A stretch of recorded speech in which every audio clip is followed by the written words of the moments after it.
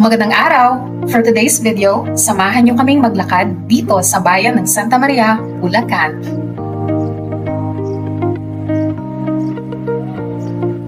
Maraming mga holidays ang nagdaan, kung kaya minabuti namin na mag-staycation kung saan isa sa mga pinagkaabalahan namin gawin ay ang paglalakad sa umaga. Maliban sa mainam ito sa kalusugan, libre lang din itong gawin bilang form of bonding kasama ang mga mahal sa buhay.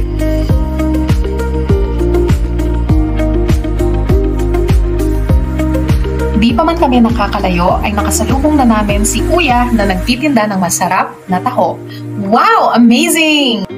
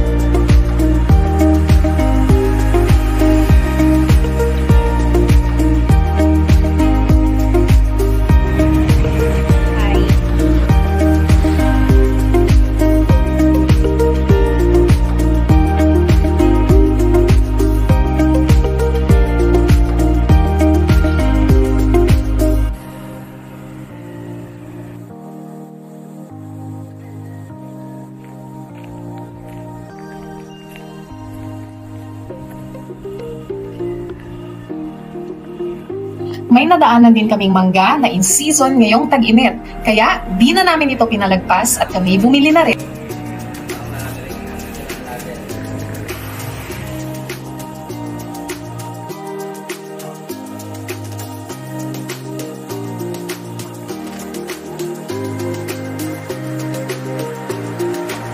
Matapos ang aming paglalakad ay agad na rin kaming nagtanghalian. Meron kaming nilagang gulay at lumpiang gulay bilang ulam.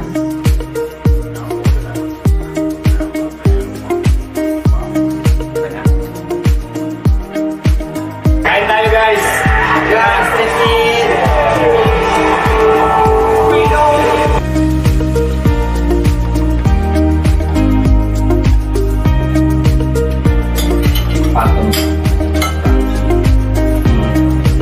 Pag nag-iisip marka na tapos ganyan yung dino, yung crunchy na.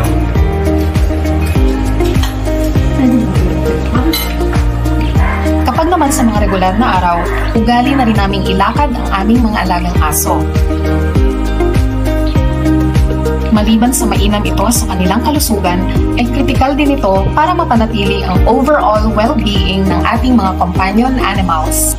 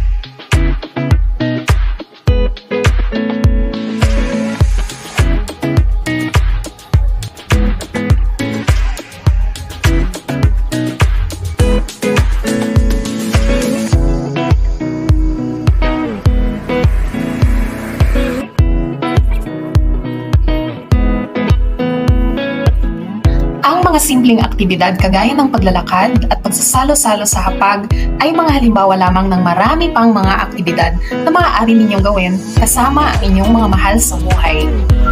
Kailangan lang na tayo ay maging malikhain, maging kontento at mas maging grateful sa bawat biyaya, maliit man o malaki, na ating masumpungan.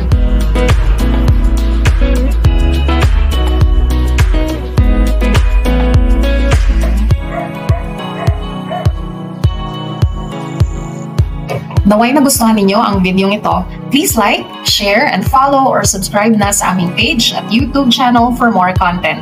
Kung nais ninyong i-shoutout sa aming next videos, ay i-comment nyo lang ito sa baba. Ako si Ian ng Mads and Ian Explore. Maraming salamat sa inyong panonood. Hanggang sa susunod naming video. Bye!